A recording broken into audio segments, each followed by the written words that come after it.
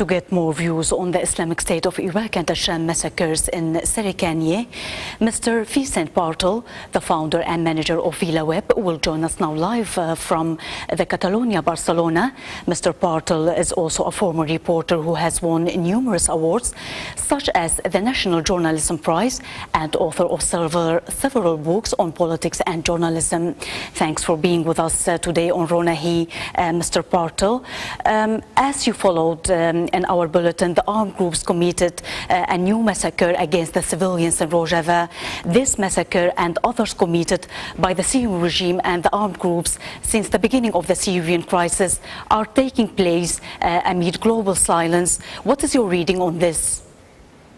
It's a source of great concern here in Europe, as you can imagine.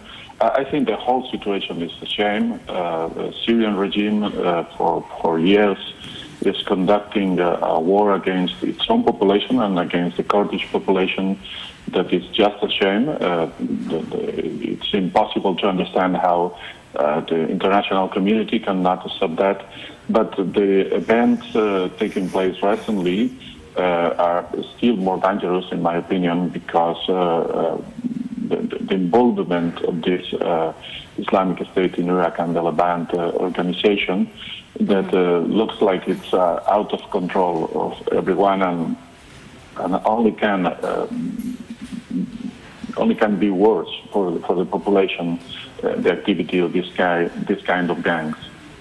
Despite all the difficulties, the people of Rojava succeeded in establishing a democratic system in the region. Many regional powers are opposing this model. What are the reasons behind their opposition, in your opinion, and what are the odds of success of this Rojava model, Mr. Partal? I think you can understand that the international community always seeks what they call stability. Even if we understand that stability is something wrong. For instance, Russia is speaking about stability when supporting the Syrian regime, and of course this is a wrong idea. But the concept of stability is one of the major sources for the international powers.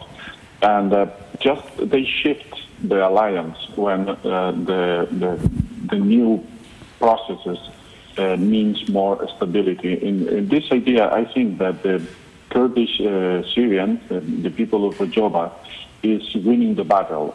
Today, there is more and more voices, especially in Europe, saying that the Kurdish population in Syria are part of the solution.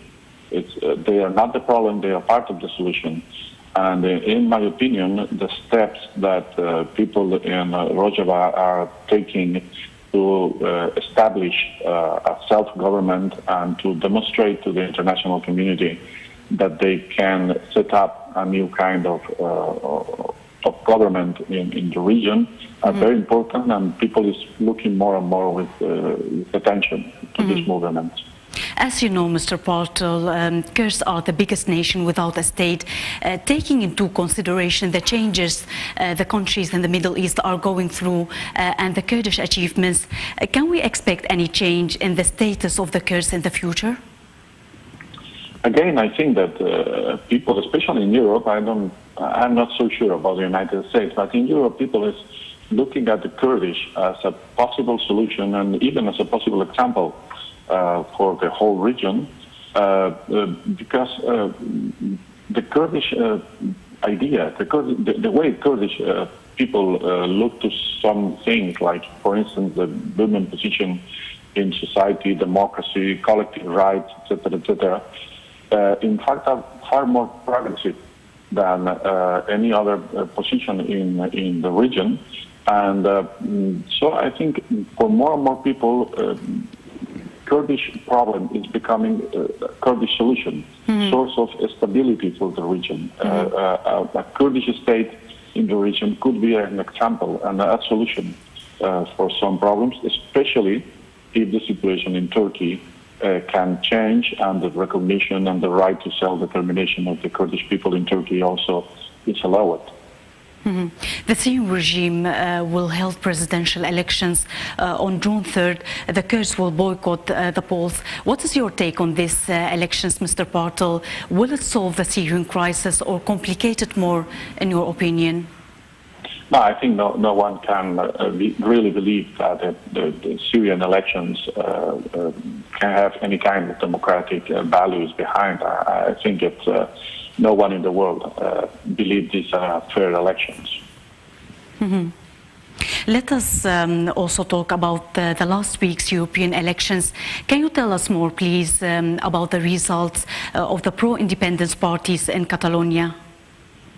Well, as you know, here in Catalonia, the parliament is calling for a referendum on independence on November 9.